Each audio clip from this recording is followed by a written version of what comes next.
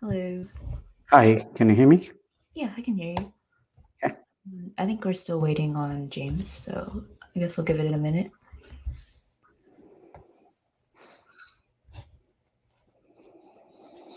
So how are you doing today? Not too bad. Not too bad. It's just been a busy day. We had some interviews and stuff to take Oh, care of. gotcha. Mm.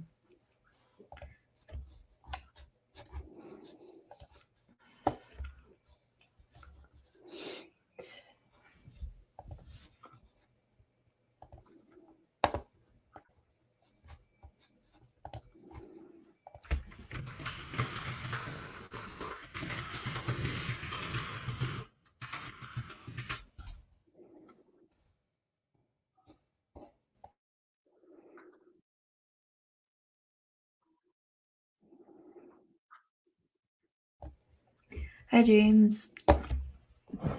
Hello, good to see everyone. Yep. Hi.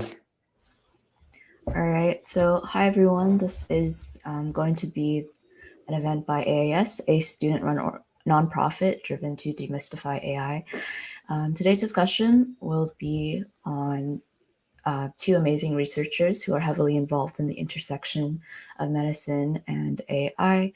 We'll be discussing their respective works and just kind of bringing back the overarching question of whether algorithms can truly be ethical. So, as just an overview, we'll first introduce the panelists and then they'll have a chance to introduce their own research. We'll have a discussion and end with a Q&A. All right. So our first panelist is James Xiao, who is an MD candidate at the Harvard-MIT Health Sciences and Technology program.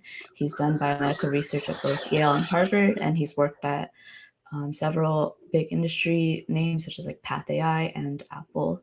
So Professor Narajan is a professor at UTD and director of UTD's Starling Lab and Center for ML Research.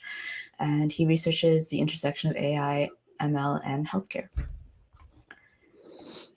All right. So James, feel free to just go into your research now. I have listed kind of the articles that we discussed, but obviously feel free to discuss whatever you see fit. Of course, and thanks so much, Stephanie, for having me here. I'm very excited to talk a little bit about what I've been working on, and thinking about over the past couple of years related to this broad topic of performance and equity in clinical algorithms. So I'll start by introducing the backdrop for the motivating force behind some of the work described here, which was this equation that's used to estimate kidney function for populations. And so this is called EGFR, which you can see in the title of the first piece. EGFR stands for estimated glomerular filtration rate. So the glomeruli are the different units of the kidney that filter your blood. And so whenever you generate waste or have certain toxins in your blood, plays a role in trying to filter those out into your urine. And the filtration rate is how quickly it can filter certain substances out of your urine. So higher is better. And you can measure this number directly by using a urine test where they inject a compound into your blood and then see how fast you can pee it out. Or as the E suggests, you can estimate it by drawing blood and measuring the amount of this one compound, creatinine, and then adjusting it for certain demographic variables like age, sex, and until very recently, race as well, and then using that to determine someone's kidney function. And we usually don't think that much about kidney function as a general population, but this test is really, really important. It's ordered literally hundreds of millions of times per year in the U.S. alone, and it determines many things such as whether you're eligible for a kidney transplant, what drugs you're allowed to get, what clinical trials you're allowed to enroll in, what kind of insurance coverage you get, and so on. So a lot of clinical decisions and diagnoses are riding on this one number. And so many people were concerned because the equation that they used to estimate your kidney function included a coefficient for Black race. And what that meant was that if I and someone who is also male, also 26 years old, but who identifies as Black, walk into a clinic and they draw our blood and they measure the exact same compound from both of our blood, they would say, James, your kidney function is this much. You have chronic kidney disease. You're going to be started on these drugs. You're going to get coverage for these different interventions, and we're going to move on with your care. And then to the Black counterpart, they might say, look, your kidney function is fine, considering the fact that you are Black. Therefore, you're not going to have this diagnosis, and you're not going to be given these. You're not going to be referred to a nephrologist. You're not going to receive the downstream elements of care. And so this was something people were really concerned about, which prompted a lot of attention from Congress, a lot of attention from different hospitals who jumped to try to remove race. And one thing that I thought was particularly interesting was the way they went about doing this. And so the most common way that a lot of hospitals did this is, instead of saying, let's try to find a new equation that figures out why race is improving the accuracy of the equation or what race is standing for, what they simply said was, let's treat everybody as white. Let's use the if white output for everybody. And so you can see there, it just feeds into this very recurrent and prevalent assumption that the white, able-bodied man is a reference for all of humanity, which is very common in medicine. And so I thought that this was not a very nuanced way of approaching things. So finally, sorry, that was all background. So my work aimed to answer, to address two main questions, which was, what is the measurable impact of including or removing race from this equation? Meaning, how many million people are going to get new diagnoses of chronic kidney disease, going to be reclassified to more advanced stages of disease, are going to qualify for kidney transplants, are going to be referred to specialists, and so on, and just documenting the number. And so the number we came up with was the top line result. There are many numbers, but the top line result was around 1 million Black Americans whose care is determined by what kind of equation is used for their care. And then the other question was, how do we address this issue? For many, it was unconscionable that that you, based on oftentimes a physician's judgment of whether you looked Black or just the color of your skin, you could get different access to care. But then the question is, if we accept that this is something that is undesirable in such an equation due to a number of historic and other reasons, how do we best come up with an equation that is still accurate, that still performs well, despite not using race? And so what we did was the other study, which is the second one shown there, which was published in a journal called the New England Journal of Medicine, what it aimed to do was to compare a lot of different options for estimating kidney function without the use of race, and compare them to equations that do use race along a lot of different axes that you might care about if you're trying to decide on an equation to use for a population, and then essentially provide a roadmap for moving forward with race-free equations that still preserved the performance metrics that we care about.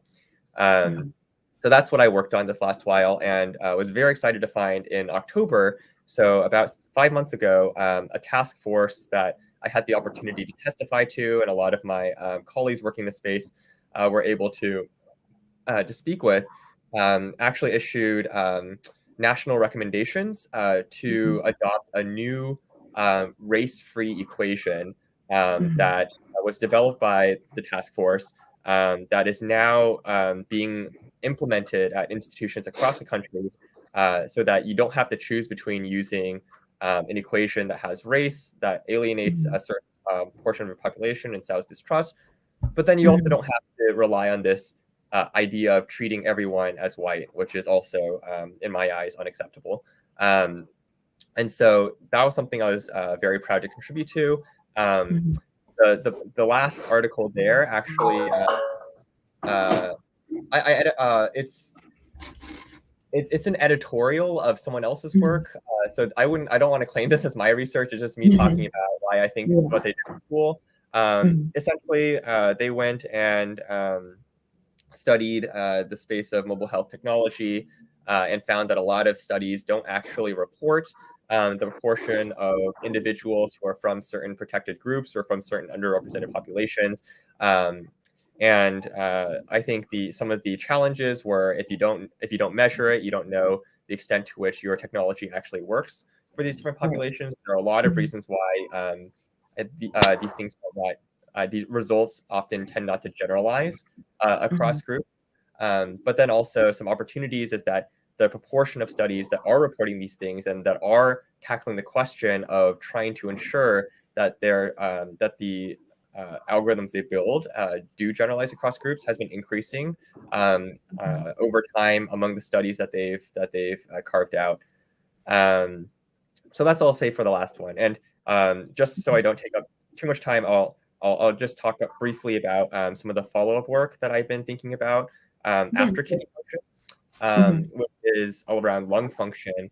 And so I won't go into the history there, but it's a very sordid history where it's a very similar concept where right now in the United States, you have different, you blow into a tube and depending on how big your lungs are, you can blow a certain volume of air into it. And then they have different normal ranges for different race ethnicity groups. So because I'm Asian, they'll say, look, James, your normal is from here to here. And then for someone who's Black, from here to here. And for someone who's white, from here to here. And so there's similar issues with this idea of like something like, oh, your lung capacity is decreased, but it's not actually low for a Black person. Therefore, you're not going to receive downstream care. And so a lot of questions about who we call normal, how do you define reference ranges across groups, which grouping matter, is a question I've been really interested in thinking about as the logical follow-up to similar questions in kidney function. So with that, I'll stop my monologue. Thank you so much for listening. I'll pause there. Yeah, that was really great. Thank you for giving an overview without getting, overly technical, because a lot of our members don't know that much, but it was really informative. And I'll pass it off to Professor Natarajan to talk about his research. Again, I've just listed the articles we talked about, but feel free to discuss anything. Yeah, so can you hear me clearly? Yeah, I can hear you. Okay, great. So yeah, I'm Professor Sriraam Natarajan. My background is in artificial intelligence and machine learning. I finished my PhD 15 years back, and then I was a postdoc in Wisconsin when I started working on healthcare problems, the intersection of healthcare and AI. So I've been working on it for about, again, 15 years now. And we've done a whole bunch of problems all the way from electronic health records, looking at electronic health records, looking at imaging data, looking at clinical survey data, looking at normal like surveys and questionnaires, looking at some genetic sequences. And we have also done a variety of prediction tasks in this framework. So for instance, we were predicting, when I just started as an assistant professor in 2010 at Wake Forest School of Medicine, we started looking at this study called Cardia, where we were looking at data from people between the ages of between 18 and 30, which is when they were recruited in 1985, to predict if and when they are going to have cardiovascular diseases.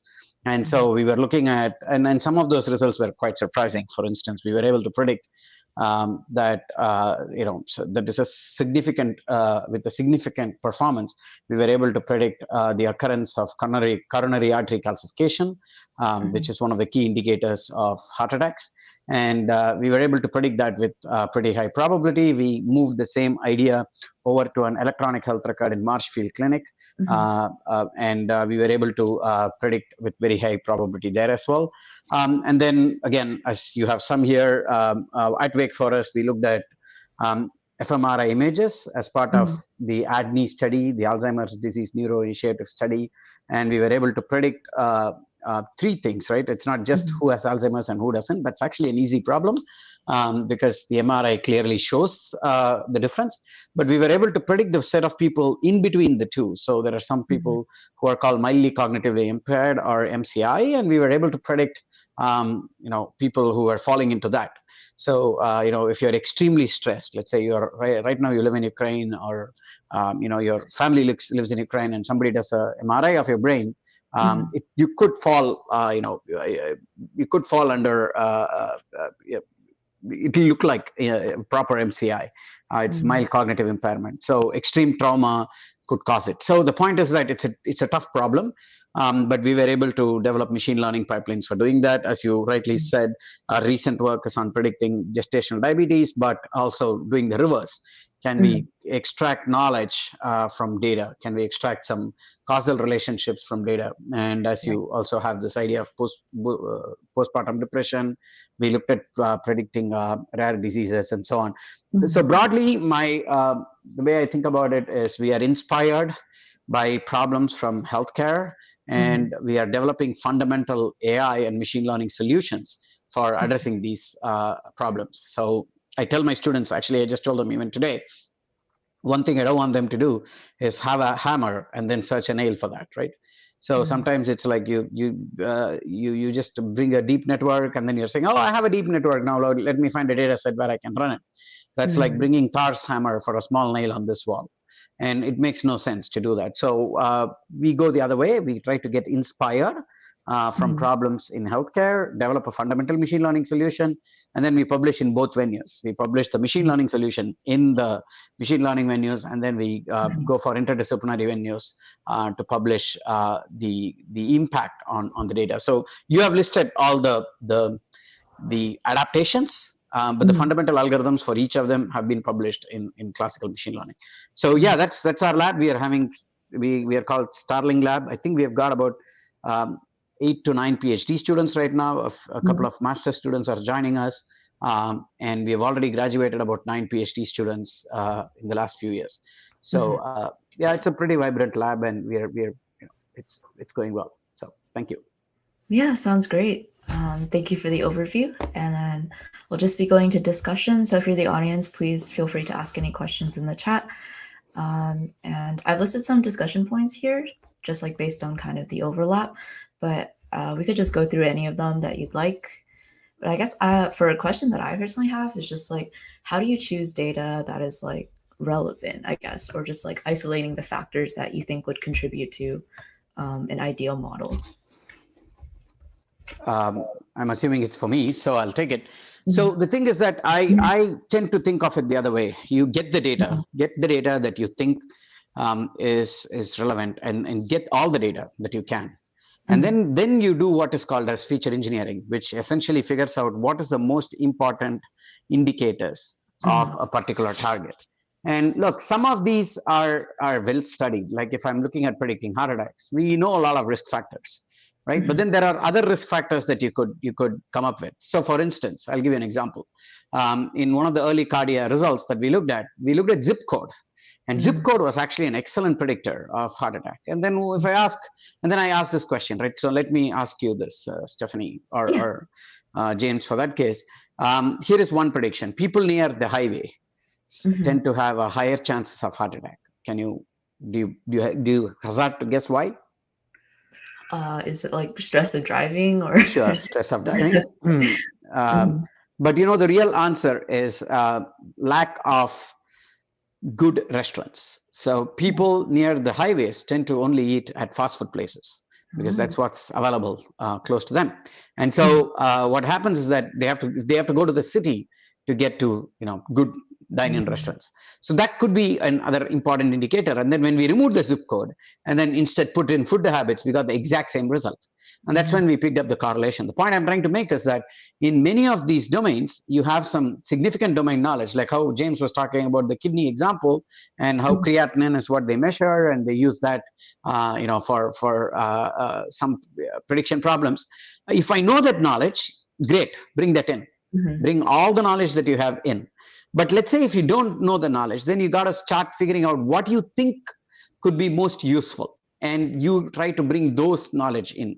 So you could get more knowledge or more data based on domain expertise, the domain experts that you work with, and also some questions that you can bring in from the literature. Potential correlations, potential interesting questions will give you the data. And then the algorithm will answer the question of whether these associations are true or not. Yeah, that's a really interesting thing. I didn't ever think about that. Like, have you found any other kind of, I guess, unique or quirky correlations between data like that? Oh yeah, I mean we have found a bunch of correlations. The postpartum depression is a classic example. One of Yeah, the that's postpartum depression thing that we got, an interesting thing that we got was mhm, educational level correlated. So mhm, basic, not postpartum depression. Let me go back. mhm. As you probably saw, we work on like 20 different problems. So Yeah, I so get my thing confused sometimes. It was on predicting mhm, gestational diabetes. mhm, On predicting gestational diabetes, we got the correlation to education. We basically said something like, if you're very highly educated, the chances of getting gestational diabetes is, what do you think, high, low? probably high. Right, high, because it's Mhm. a curveball, right? So Yeah. if you are very highly educated, the chance of getting diabetes is high. And if you Mhm, ask the question why, it's almost counterintuitive, because you don't mhm, expect people who are well educated to get gestational mhm. diabetes, because these Right. people are supposed to follow a rigorous rest schedule. They know what they're doing. Yeah. They are not just they know what they're doing. They get the science in front of them.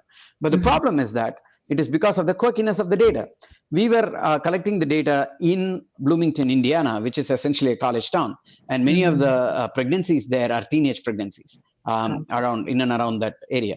And so the data was dichotomous. You had teenage pregnancies are people who are professors and who are in their mid 30s to mid 40s who are getting pregnant, and they are very well educated. So Mhm, it was not really the education, but the age that mattered, mhm, and the education was a surrogate for the age. So mhm. so if you just do statistical correlations, you will get incorrect results. You got to Right. do the analysis from a causal perspective, understanding Mhm, why this happened. So that's where these machine learning methods were very helpful for us to tease this thing out. So that's a classic example of, for instance, where you can get these quirky correlations, and you have to be careful about what you conclude from them. mhm. Gotcha. So this is a question for James. I recall that you wanted to kind of talk about like what algorithm fairness is. So I read a bit about it and just basically found that like it's biased data that usually leads to biased algorithms, and like to what extent is that true, and how much can we correct for it? I would say that it's a very common perspective. I would say that Mhm, biased data is the most common cause of mhm, bias in the algorithm, mhm, but I think oftentimes an overemphasis or an overemphasis on just thinking about bias in the data mhm, overlooks some of the other issues of where bias can embed itself in the entire process of training a model. Um, mhm, but but just to address the bias in the data part first, I think there are a lot of like classic examples that illustrate the extent to which that can be true. So, for mhm, example, if you have a historic legacy of, for example, um, over policing of certain neighborhoods, certain zip codes, or historic unfairness in juries and so on, there it might be the mhm, case that you end up with data that puts that has it indicate that sets it up where Black individuals are much more likely um, to be to be associated with crime, and then mhm, such that downstream models that are trying to learn who is most likely to recommit a crime or to commit a crime in the mhm, first place is learning based on a label of committed a crime that is in some sense adulterated by the process by which that label is generated. So if they're mhm, more likely to get caught, if they're more likely to be falsely accused and then convicted, all these mhm, things will go into, like I said before, adulterating this data mhm, and making it such that the model is going to learn these patterns from the past mhm, that encode the biases of how the labels were generated. mhm, So that's the most salient example I can think of. In terms of sources of bias outside of the data, I think what's often overlooked is the way model specification can encode certain biases.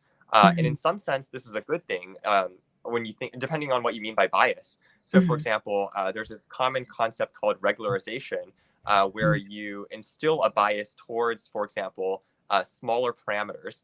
And this is something that helps reduce the flexibility of the model and make it such that you're more likely, it generally helps to improve accuracy by preventing overfitting. And that's just one example of how you can encode assumptions into your model.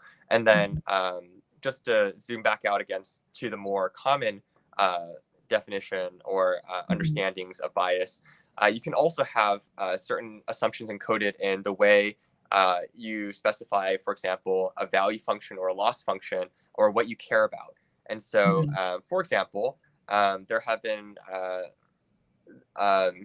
one example that's used once in a while to demonstrate some of these assumptions that are encoded is the choice of, for example, median versus mean for a loss function, where mean is more likely to take into account certain outliers, and so minority groups or underrepresented groups will have a greater leverage on the eventual specification of the model in that under those circumstances, where a median loss function or value function will tend to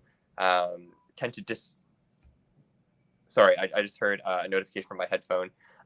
Will tend to discount these outliers more often. And so that's another commonly cited example of how the way you specify the model can encode these biases. And it's not just what you feed into it through the training data. Although I will say that I think that is by far the most common cause and the first place you should look.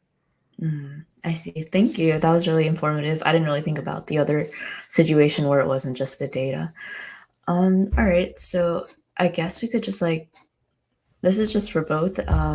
What do you think we can apply these lessons learned from I guess the controversy of these algorithms and just to other ethical dilemmas in healthcare? I guess that wasn't worded very well. I'll just say it again. Basically, just how can we learn from biases previously developed and apply that to future problems in healthcare? So one of the things as a machine learning practitioner we always try and do is achieve what is called generalization. How can you generalize the model to unseen data? Nowadays people are calling it as domain adaptation, distribution shift, but we know this for 30 years. It's not new, but now, first thing to all the audience, right? As a machine learning practitioner, machine learning has been a field that's been existing for more than 60 years. Okay, machine learning did not start with deep learning. So let's make that clear. And AI is not deep learning. Also, let's make that clear. AI is much, much, much broader than deep learning. Learning is just one aspect. There is perception, there is reasoning, there is communicating. There's the whole thing inside AI. Okay, and you have to integrate excellent, abstractions and stuff. So there's a whole bunch of problems inside artificial intelligence that we don't really consider when people talk of deep learning as AI. So two things I want to mention. First is also correct, right? I mean that yes, we tend to focus on the mistakes, and I agree that we should take these mistakes, but there's also a lot of success stories that we are kind of ignoring at this point, right? That we should be highlighting more. Like I just said, I can look at data from somebody between 18 and 30 and reasonably predict whether they're going to have a heart attack in their 50s and 60s. I mean, that's fantastic. And we should be, figuring out how to make that, to the point that we can make that much more accessible to an average human so that they can take control of their health. And I think that is quite possible. Okay. A. B, to directly answer your question, see, the alternative for bias is fairness. So which is what you have in your first bullet. And there's a whole bunch of fairness that you have to first guarantee, right? First, I can get domain knowledge to get some fairness. So I can get, and particularly in medical domains, you can get these knowledge very easily. There are things called qualitative constraints. Typically in qualitative physics, they call it as monotonicity, synergies, and so on. So you can say something like as the blood sugar level, A1C of a person increases, the risk of heart attack increases. Okay, and you can also have a synergistic thing that says people with higher A1C and high BMI have a higher risk of heart attack than people with lower A1C and high BMI. Okay, and so the point is that you can talk about how these features can interact, in particularly with respect to this.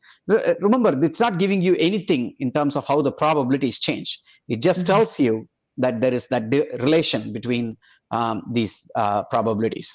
Of course, you also, one thing that I would like to add to James's point is also the notion of precision versus recall. sensitivity versus specificity, however people want to call it, right? I mean, it's basically two sides of the same coin in my head. And you want to understand that in some problems, for minimizing one is more important than the other. So if you are in healthcare, let's say I'm predicting who is having COVID. It used to be Ebola when I was explaining this 5-6 years back, but now COVID is there. You want to minimize the number of false negatives. You don't want to have many people testing. See, that was the problem with Omicron, right? It evaded the in-home testing, and in some cases, the new variant they're saying might even evade the PCR testing. So what is happening is it's generating a lot of false negatives, which is allowing the pandemic, the endemic, whatever, to grow. Okay. On the other hand, I get an email every now and then from LinkedIn saying Indiana University is looking for a postdoc in precision health. Flash news: I was the PI of the precision health. I was one of the co-PIs of the precision health grant when it was first, when it was first funded in 2016. So it wants LinkedIn wants me to be a postdoc of the grant in which I was a co-PI. So that kind of tells you that they're not, they're going for recall when they should be maximizing precision, right? So precision is this idea of, if I get you something, is how much of the things that I'm getting to you is completely relevant, and recall is telling you, did I get, how much of all the relevant things did I give it to you, right? In one case, you want to maximize false positives, minimize false positives. In another case, you want to minimize false negatives, and you want to understand that better. I talked about generalization. Then there are a bunch of fairness that people consider. There are things called metric fairness, which basically says that similar individuals should be treated similarly. There is a thing called weakly meritocratic fairness. Some merit-worthy group should not be discriminated. A classic example is loans, right? Or credit cards, right? If somebody graduates with an undergraduate degree in a good reputed school, sometimes even the credit card is going to be denied. It's say, you don't have a good job yet, but hey, this person has got a great undergraduate degree. You want to trust in the youngsters. You want to put the trust in the youngsters so that we get more return on investment, not on old people like me, just getting more and more credit cards. I'm not going to do anything with that, right? So we want to trust. So we want to be able to say that these are merit-worthy group that needs to be treated fairly. Group fairness, where we are going to protect certain groups, certain underrepresented groups, certain at-risk groups. There is group parity. Again, we want to make sure that the class imbalance kind of things. And then, of course, you want to sometimes have other domain-specific fairness constraints that you want to work with.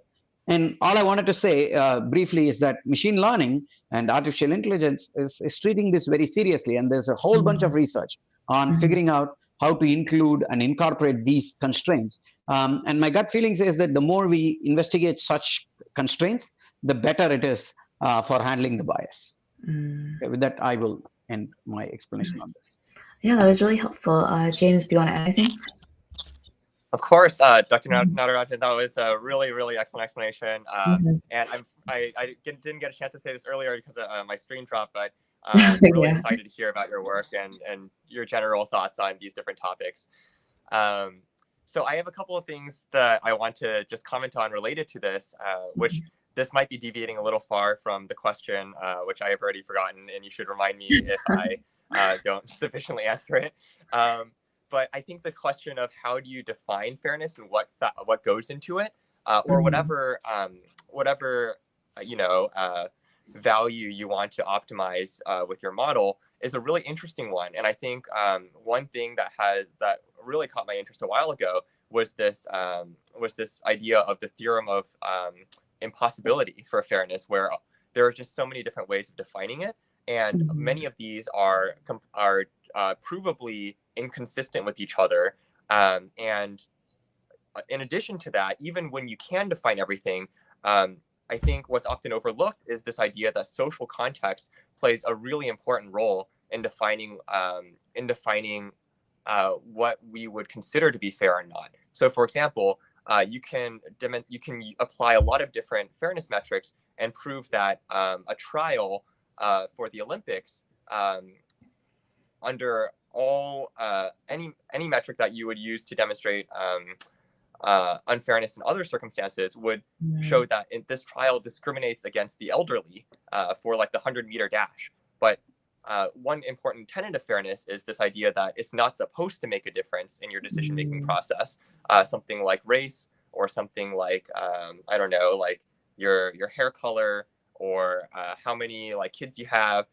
That shouldn't matter in the Olympic trials, but something like age, in this case, we agree to overlook, even though it will violate a lot of the different fairness metrics that you could normally define around these characteristics. So the idea of like which characteristics or groupings do you want to protect, and also looking beyond the immediate decision into how this affects a lot of other downstream things. How does it contribute to certain understandings of the problem? What kind of how have these different predictions or these different models of how things work, how have they been misapplied or misused in the past?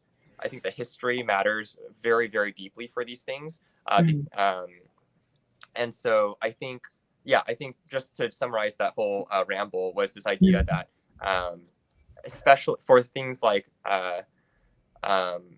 value functions and fairness, social context ends up playing a really, really large role. And then another thing I want to touch on very briefly is this idea of a case for optimism in the applications of AI towards equity. So one paper that I thought was very interesting that I saw recently by Emma Pearson, who's now at Cornell Tech, basically was addressing this problem of predicting pain for osteoarthritis. And so there are different scores to judge the severity of osteoarthritis, but then she was able to, but then these have really notable biases along race and ethnicity lines. And what she was able to demonstrate is that a deep learning model trained directly on subjective perception or ratings of pain were better able to capture elements of severity while also decreasing significantly this gap between predictions for Black and whites' perceptions of pain. And so this idea that whatever underlying causal factors might be explaining differences across groups that can be better understood and modeled by algorithms that don't require direct feature engineering is one approach that can help get at this question of why are there these differences in these groups, and how can these underlying bits of information be used to form the basis of decisions, rather than these really crude heuristics of Black, white, Asian, other that are often used instead to bucket people along these categorical lines, when in reality the underlying causal factors are much more likely multifactorial and continuous. And so essentially a case for optimism in applying machine learning technologies and statistical learning methods to further equity, and not just as often is presented, have it as a window to unfairness or anything like that. Yeah. So first, thank you for the kind words. I was actually referring to your kidney example when you got dropped out for a few seconds. So, but thanks for the kind words. Just to finish it, right? Like think about every invention in human history. Okay, all the way from nuclear energy to internet to social network to everything, right? So there are positive sides of it, and people can exploit the negative sides of it. So yes, we want like the optimism is actually quite warranted, because we want to be able to safeguard and make sure that these are used for good verification purposes. So take syringes, right? I mean, they save lives, but I've seen so many movies in which they kill people using syringes, right? Does that mean we shouldn't go after them? So I completely agree with and amplify James's message that we have to really push for optimism here. We need to safeguard. Let's all be clear. No matter what Elon Musk keeps pushing, we are not going to see Terminator in our lifetimes. We're not going to see Terminator in your lifetimes, and I don't think it's one of the fundamental rules of AI, right? Like the Isaac Asimov's rules, right? I mean, you cannot cause any harm. So we know that, and that's how we have to build these, and we try to do that, right? But remember, you have to understand, in the end, it's an algorithm. So whatever output it's going to give is only as good as whatever input you give it. So if your input data is arbitrarily biased, then your output is going to be biased. But that's where there is actually a theorem called as no free lunch theorem, where basically you're basically saying that you cannot get the best hypothesis no matter what. But that is where people like James are important to us, because we bring the domain knowledge. There is absolutely no paper that I can write without having a clinician or a domain expert help me identify everything, all the way from important features to important criteria to analyzing whether the results make sense, to understand if something is known or unknown. And I can give you some example of figuring out some things that were completely new, and we came up with some stuff that were pretty new. And if you need, I mean, if there is time, I can talk about it later. But the point I'm trying to make is that that's where domain experts come in. Okay, and also there is this myth that AI is going to take over jobs, and I don't think that is also true. I mean, that's not in your discussion, but I just want to address that too, because I think what is going to do is AI is going to make people be more savvy in what they do, right? And actually, I want to believe that AI is going to make my life easier, and all of us in about hopefully in 10 years will have 3-day weekends. We all work for only 4 days a week. The rest are done efficiently by things, right? I mean, come on, things that we do manually in a mundane fashion can be done automatically by AI. Then why are we not doing that, right? Whereas we need to train the workforce into something else. I mean, are we going to encourage, again, right, if I can train people to actually become better at some of the specific things, then we should be able to do that. So I think that it requires a lot of innovation. It requires a lot of out-of-the-box thinking. But I am more positive in making sure that we can get AI to be more impactful in a positive way rather than in a negative way. Okay, so that's just what I wanted to add. Yeah, that's a really important point. I feel like there's definitely a lot of I guess stigma, not necessarily stigma, but just a lot of people have fears about how AI could obviously either replace jobs or just I think it's the fear of the unknown. It's the fear of the unknown. Let me just give you one small example. It's something that I use all the time. I'm just doing a quick Google search. Okay, so number of deaths in road accidents in the US 2022. Okay, fatal accidents so far, there were 36,560 deaths. And then now I'm going to say by self-driving cars. And I think the number is, I have not seen one this year yet. But let's say if you see one, now that becomes a huge story. We had 36,000 people who have already died, and we are only 2 months into the year. What does that tell you? That we are afraid of things that we do not understand. And that brings down to me another important aspect of machine learning and AI, which is the notion of trust and explainability. You want to be able to make people trust the model. If I'm working with James on let's say, by the way, at some point I would probably reach out and talk to you, because I am interested in one of those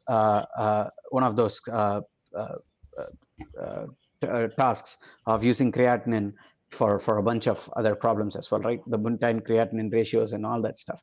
But sorry if I just butcher all these words. I'm trying. But the point I'm trying to make is that we work with James, and let's say we build a model, and I'm going to give it to James, right? You want him to understand the model. I don't want him to understand a deep network, because honestly, I don't think anybody does. There are machine learning engineers who build deep networks, but they don't understand what a deep network exactly does, except for maybe 0.5% of people who work with deep networks, maybe even lesser, who understand them in depth.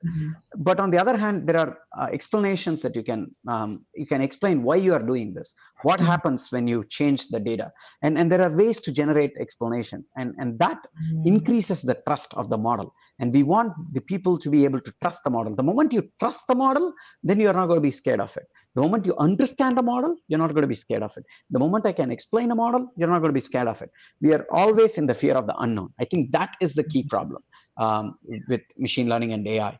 And how do we teach it, right? I mean, you want to be able to balance both worlds. You don't want to and that's where many people are saying, oh, AI is deep network. You don't deep network, you don't AI. It's not true. Unfortunately, it's not even close to being true. And so we want to be able to educate more.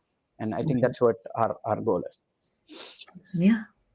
Yeah, for sure. I think a lot of people, including myself, don't know much about like what AI can actually do and the potential it has.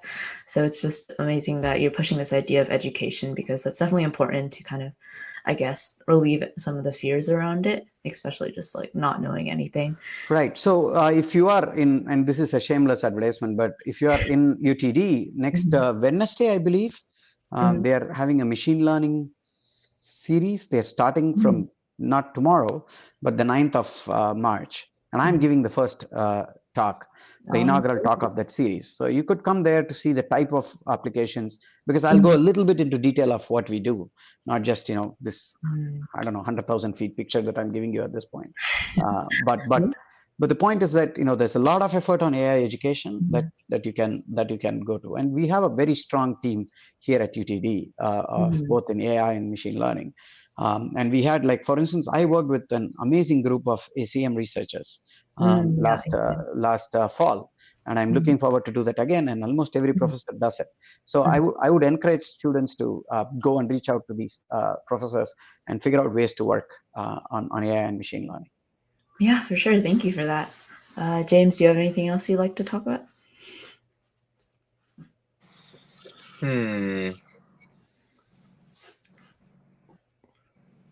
No, I think Dr. Natarajan did a really great idea, or a really good job of summarizing all the major topics that I think would be really important for someone trying to get a good grasp of the outlines of the field, or whatever you can get from an hour stream. So I think, I think there's not much more that I would want to add.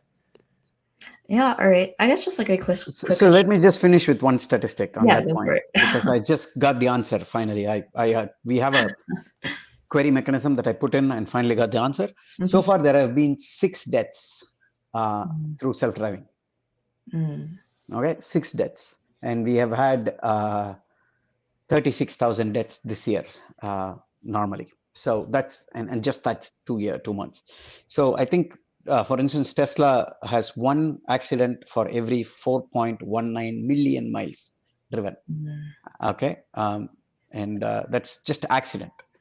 That's not death. It's just accident. So it's good. So if you ask me, when will self-driving cars be extremely efficient and reliant? If all of us use that.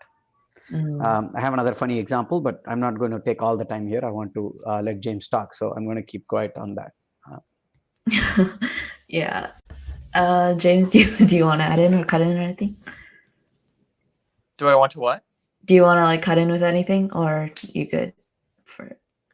No, I think I'm really interested in hearing these numbers, because I totally agree on this idea that people don't trust what they don't understand, and people like to be able to assign agency to why things happen.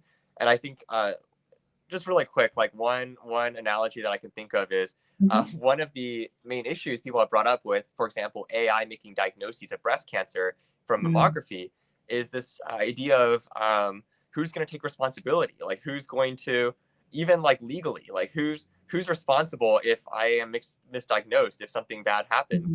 And I think it's the same kind of hesitation that folks have around, like, oh, if a Tesla runs me into like a cliff, like whose fault is that? It's not my fault. Like, is it Elon Musk's fault? Is it the engineer's fault? Like, I think people like to, I think there's a lot of when something bad happens, there's a lot of things people like to understand about why it happened, who's responsible, and like exactly how the decision was made in the first place, the level of confidence that, just like what went wrong, and all these different questions that ultimately, in my opinion, matter less than just the one number of how likely are you to die from this? Like, how much better does the AI do than a radiologist at detecting breast cancer?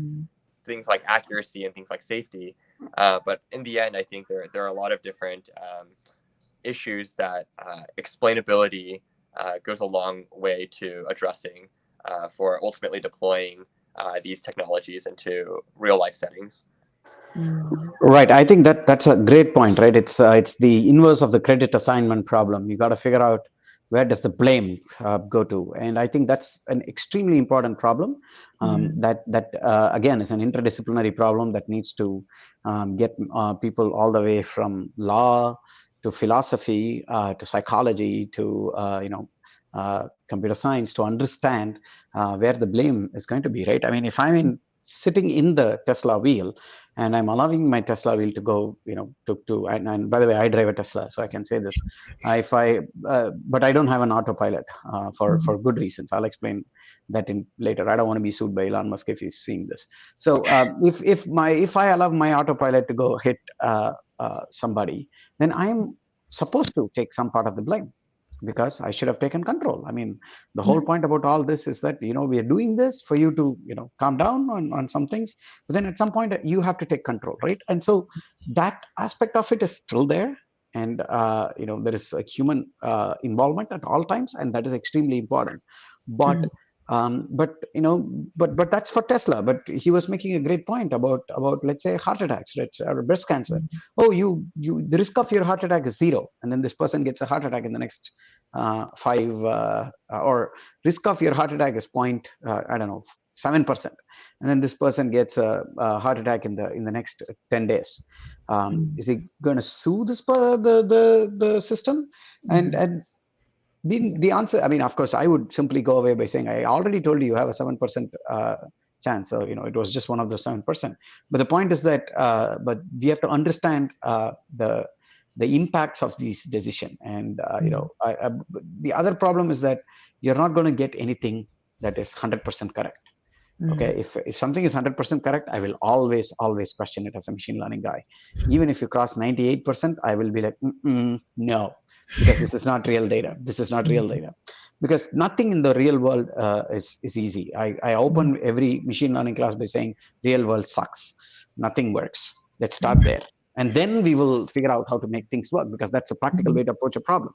And I still believe that that needs to be done, right? And so understanding where the ethical implications of the decisions that a machine learning algorithm takes is extremely important. I think we need to understand that, and that understanding that, I'm glad that we are thinking, we as in the broader community has been thinking about it for a long time now, and now given the use of this, right, it becomes a big deal, right? So tomorrow, if I know that they're using my machine learning code to discriminate against students in giving loans, it would be a very it would be probably the saddest day of my life. And but so we want to understand, right? And but on the other hand, there is always this idea that I'm in computer science. I want to release my code out. Every single person should not. A graduate student in Tanzania, a graduate student in Uganda, a graduate student in India, or any other country, Vietnam, should be able to use my code for free. This is science, and everybody should get my. So we don't even publish on journals that would charge students money. So I don't even publish. We try to keep every single paper of mine you can see online in my webpage. And we are trying to do that consciously. So when we do that, we are also thinking about all these ethical implications that James brought up. And I think that's an important question that needs to be thought about.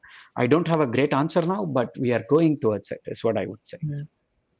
Yeah, that's great. All right, so that was a really interesting discussion, but we are running short on time and I don't want to keep anyone over. So I'll just, if anyone in the audience has any questions, please ask them now.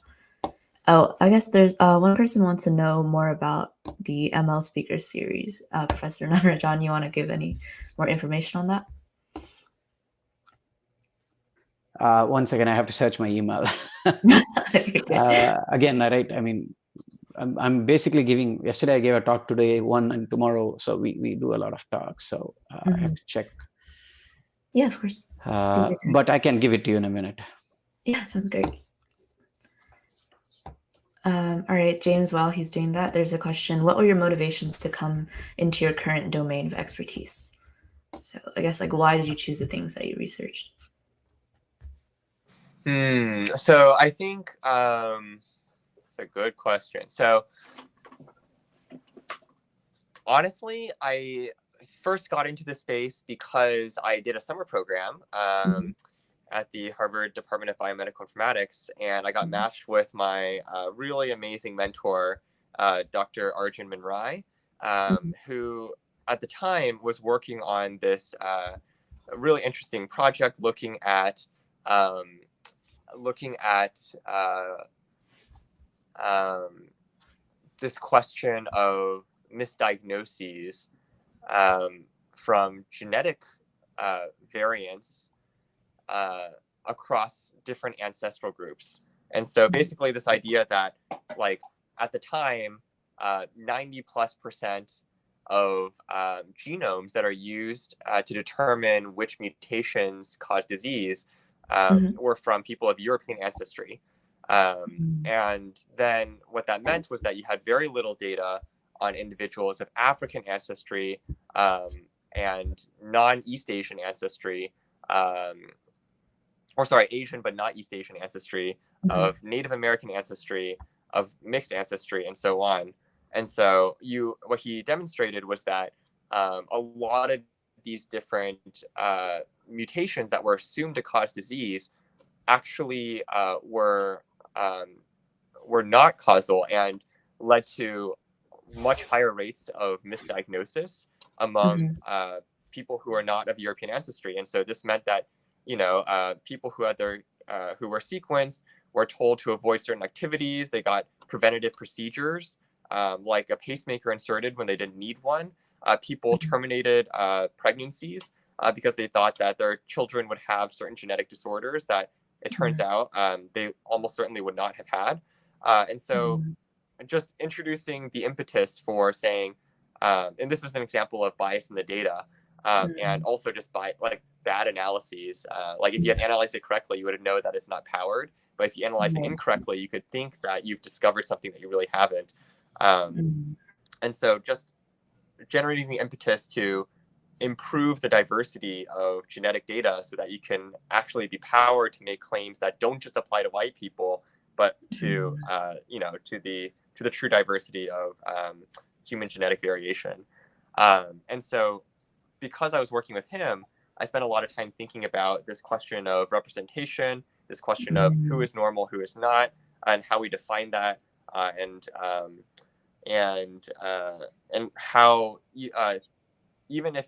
how these different questions of representation can have really, really big downstream impacts on different populations and protected groups. And so those questions were very deeply embedded in my mind from working on those projects.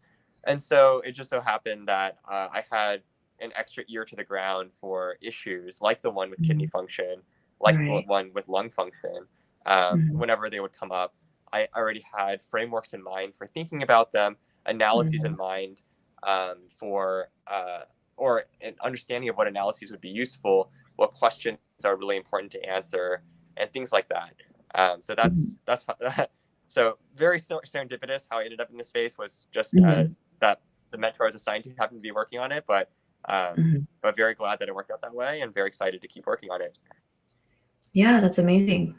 Professor Narayan, do you want to add anything? Yeah, I mean, but that's an amazing experience, James. Well done. Yeah, for me, I think it was much more organic for me. I took a bunch of classes in grad school, and then I kind of found the machine learning AI to be very, this is early 2001. I found them to be very, innovative and something extremely interesting. I had a natural passion for math. And this combined my interest of math and computer science. And so I was very happy to take machine learning courses and then followed that. And then I did a postdoc in Wisconsin. And I was actually in a DARPA project. A DARPA project typically involves a lot of heavy lifting. And we were doing a lot of heavy lifting, but it had nothing to do with medicine. But then the other professor that I worked with, Dr. David Page, kind of had this electronic health record that he wanted me to look at. So then started looking at electronic health record. That's when I realized one of the highest impact of AI and machine learning could be in healthcare. And so then I kind of devoted 50% of my time there. I know we are very short on time, so I'm not going to the detail of my life history. You ask history to somebody who's older, you're you're going to get long rambling sentences. So I'm not going to go into that at this point due to time. But this is in jest. But hey, when things become better, you find me in campus. You want to just grab a coffee and chat about this. If you're really bored or you want to sleep and you want a story, I can tell you all that later.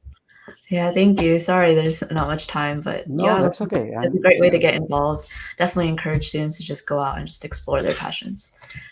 All right, so if you guys are interested in learning more about the work, I've linked kind of just their websites, but again, like can I just quickly finish up with Robin's question here, because I think this is a question that needs to be answered. So I don't think first it's going to go against humanity, because most of the way the AI is done by people. Okay, and people and humans are the ones who can turn the AI against humanity. AI cannot turn itself against humanity. So we need checks and balances for the humans who are working with AI, first up. And second is, that is something that we're all looking at when self-aware learning comes in, and when making sure that things go out of control. Can we stop them? And the answer is absolutely yes. So this is why I'm very, very confident that we will never have Terminator, not just in our lifetimes, but probably never. I'm more of an optimist on that front. I hope I have answered your question, Robin. Yes, Jesus, I just want to say that the question is, if you're not an avid mathematician or have an extensive background in mathematics, can you still thrive in AI and machine learning? The absolute answer is yes. Okay, and you still need to know some amount of mathematics, right? You cannot you have to know probabilities, probabilities are probabilities, and you have to understand them, understand how they work, and so on. And you want to be able to work with mathematics a little bit, right? I mean, there has to be mathematics, otherwise it's going to be difficult to even fit any model. But you don't have to be like hardcore mathematician. You can still do that. So I think the answer is yes. You can still thrive in AI and machine learning, but you should also be willing to learn to push that envelope a little bit more, get out of your comfort zone. And you always have to do that. All you youngsters have to get out of your comfort zone if you want to reach for the sky. So if you want to do an AI and ML, you can start there and then add components as needed. I wasn't a mathematics background. I just loved mathematics, so I had to learn a lot of them. Like many of these advanced techniques, I have to learn by myself. So I think Robin is still hung up on that. It's a nuclear bomb. Again, everything is a nuclear bomb, right? I mean, every invention, internet is a nuclear bomb. You can still use it for misinformation and basically make an entire population oblivious to what the truth is. Okay, you can do that with anything, any invention. I can use it the way I want to, right? I can take if I build a plane, I can crash that plane into a small village and destroy the entire village if I want to. And so the point I'm trying to make is that you can, but it's not as bad as nuclear bomb yet. So I wouldn't go that far. I mean, as somebody who knows and does AI for a living, we are way out from AI being a nuclear bomb, which is why I do not believe the hype. People who work in AI know how hard it is to get it to work on a small problem. Okay, when people advertise this again, right? Everybody is racing to build AI. You guys are young, okay? People raced to build AI in 1985. ICHKAI, which was the AI conference in 1985, had 20,000 people. In 1985, 20,000 people in a single conference, in a single room. We have not reached that after 1985. It's 2022. We still don't have 20,000 people inside a conference room in ICHKAI or ICMR. Okay, so all the people are pumping money. But remember, the same amount of people pumped money for high performance computing 15 years back, 12 years back. The same some amount of people invested in software engineering 20 years back. So they're going to only put money in. And everybody's going to put money in. Next is quantum. The moment quantum comes, AI is going to slow down. Everybody's going to pump money in quantum, and we're going to look at a lot of quantum computing doing this over time. So the point I'm trying to make is that, again, right, if you want to be a pessimist and believe that this is going to be the doom, this is the end of life, sure, but life can end anything. This thing can collapse on my head and I'm done for tomorrow. Who knows what's going to happen, right? But as an AI practitioner, my gut feeling, if I have to bet my life savings, I will say that it is not a nuclear bomb. at least not in the next half a century. Okay, we want to build AI systems that make human life better. We want to build AI systems that lets people take control of their health. We want AI system to stop poverty. We want to be able to get food to everyone. We want to make the distribution better. We want to improve equity, and that's where AI and machine learning are being used. Yeah, thank you. Yeah, I definitely think that we should take a more optimistic approach. There's definitely a lot that AI can contribute to our lives, especially in healthcare. I believe it's not necessarily replacing, I guess, what humans have provided, but rather just supplementing. Exactly. We will never replace humans. I think we want to supplement and make a human life better. So thank you for summarizing it very well. That's exactly it. All right. Professor Natarajan and James, I know you're very busy, so you guys can feel free to leave the call right now. I'm just going to put up kind of just something for our members to sign in to the event so they can get their points. Okay. Thank you Thanks so much again for having us. And it was really good to virtually meet you, James. Good luck with everything. I hope we cross paths at some point. Wonderful to meet you too. I hope so too as well. Thank you so much, Thanks. Stephanie, for organizing. Thank you, Thank Stephanie. you for coming. Have a good night. Thanks, Utsa, for inviting me. Thank you. Bye. All right. If you're a member, just please sign in. If you're having trouble, we have a QR code. So let me know if there are any issues. I'll leave it up for a couple minutes.